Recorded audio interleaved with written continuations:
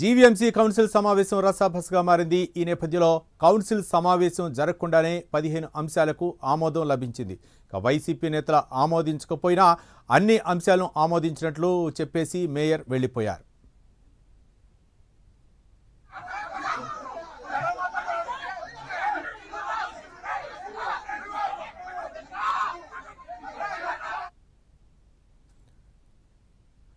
GVMC council సమావేశం రసాభస్గా మారింది. YCP నేతల ఆమోదం లేకుండానే అక్కడ 15 అంశాలకు అయితే మాత్రం ఆమోదిస్తూ మేయర్ అయితే మాత్రం అక్కడి నుంచి వెళ్ళిపోవడం జరిగింది. దీనిపై మరిన్ని వివరాలు మా కరస్పాండెంట్ చంద్రశేఖర్ మరిన్ని వివరాలు అందిస్తారు. చంద్రశేఖర్.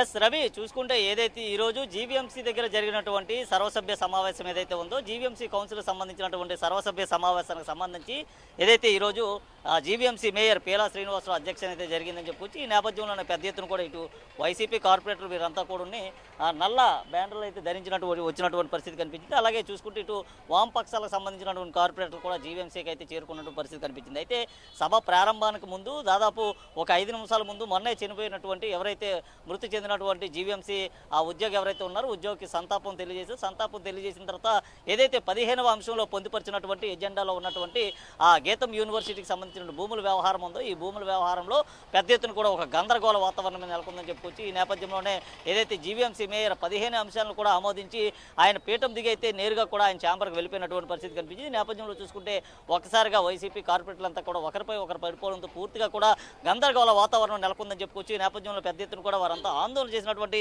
పరిస్థితి ఉంది. ఇక ఇదే అంశానికి సంబంధించి మనతో పాటు కూడా ఆ వామపక్షాలకు సంబంధించిన కార్పొరేటర్లు గంగారాం గారు ఉన్నారు. వారిని అడుగుకొని తెలుసుకునే ప్రయత్నం చేద్దాం. సార్ చెప్పండి, ఈరోజు జరిగినటువంటి కౌన్సిల్ సమావేశం ఎలా కొనసాగింది?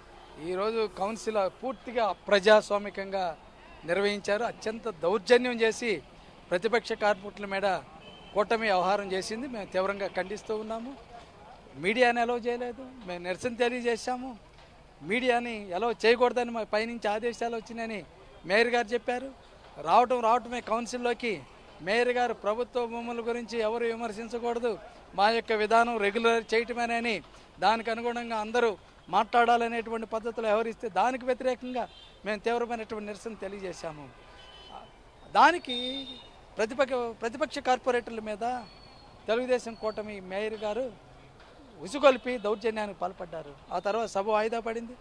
మరలా అరగంటలో మేయర్ గారు లోపలికి వెళ్ళి బయటకు వచ్చారు. రావడంతో ఆయన 1 నుంచి 15 అంశాలు ఆమోదించామని లేచి పారిపోతూ ఉన్నారు. దాన్ని అడ్డుకున్నాము, నిలేసాము. పారిపోయే మేయర్ గారిని నిలేస్తే పోలీసులను పెట్టి దౌర్జన్యం చేపించడం ఏమిటండి?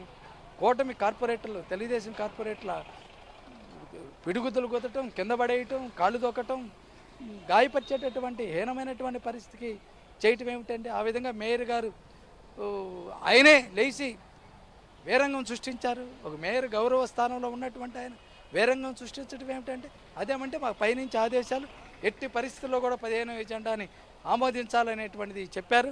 ఎందరు వ్యతిరేకైనా ఎవరు ఆమోదించకపోయినా ఆమోదించాల్సిందని చెప్పారని చెప్తూ ఉన్నారు.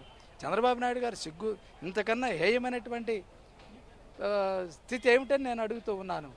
అందువలన ఈరోజు వాళ్ళు కౌన్సిల్లో దౌర్జన్యం చేసి ఆమోదింపు చేసుకోవచ్చు, కానీ వాస్తవంగా చర్చ జరగాల్సిందేంది? అధికారులు 15 ఎజెండాని చర్చకు పెట్టాలి. ప్రతిపక్ష పార్టీలు, అన్ని పార్టీల ఫ్లోర్ లీడర్లు మాట్లాడతారు, కార్పొరేటర్లు మాట్లాడతారు, ఆమోదించే వాళ్ళతోటి చేతులు ఎప్పిస్తారు, తిరస్కరించే వాళ్ళు చేతులు ఎక్కుతారు. మెజారిటీ ఏదైతే ఆ నిర్ణయం చేస్తారు. ఏ ఒక్కటి లేదు. 1 నుంచి 15 ఎజెండా ఆమోదించామని పారిపోవటం ఏమిటండి? ఆ ప్రజాస్వామికం కదండి ఇది. అంతేకాదు ఈరోజు వాళ్ళు మినిట్స్లో రాసుకోవచ్చు దౌర్జన్యం చేసి ఆమోదించారని. ప్రజాక్షేత్రంలో కూటమి ప్రభుత్వం యొక్క భూదందాన్ని మేము నిలబెడతాం. గీతం యూనివర్సిటీ, విశాఖ ఎంపీ యొక్క భూ ఆక్రమణలు, భూ కబ్జాలన్నింటిని కూడా బయటపెడతాం. విశాఖ ప్రజానీకం ఇప్పటికీ అందరికీ తెలుసు. రాష్ట్ర వ్యాప్తంగా కూడా ఈ ప్రచారాన్ని మేము చేపడతాం. గతంలో 75 ఎకరాలు ఆక్రమించాడు. దాన్ని ఎకరం 18,000 రూపాయలకి రెగ్యులైజ్ చేయించుకున్నాడు. దాని విలువ ఈరోజు 8,000 కోట్ల రూపాయలు. ఇప్పుడు 54 ఎకరాలు కబ్జా చేసి ఆమోదం చేయటం అనేటువంటి చట్ట వ్యతిరేకమైనటువంటిది మేము ఎదుర్కొంటామని చెప్పి రైట్ ఇది చూసుకోవచ్చు ఏదైతే ఈరోజు జీవీఎంసీ కౌన్సిల్ సమావేశంలో జరిగినటువంటి సర్వసభ్య సమావేశం ఏదైతే ఉందో సర్వసభ్య సమావేశంలో Right. సమావేశం ప్రారంభమైనటువంటి కొద్దిసేపటికే గందరగోళ వాతావరణం అయితే నెలకొంది. ఈ నేపథ్యంలోనే ఓవరాల్గా చూసుకుంటే 15కి సంబంధించినటువంటి అంశాలను కూడా తీర్మానించినట్లుగా మేయర్ ప్రకటించినట్లుగా తెలుస్తుంది. Right, thank you Chandrasekhar.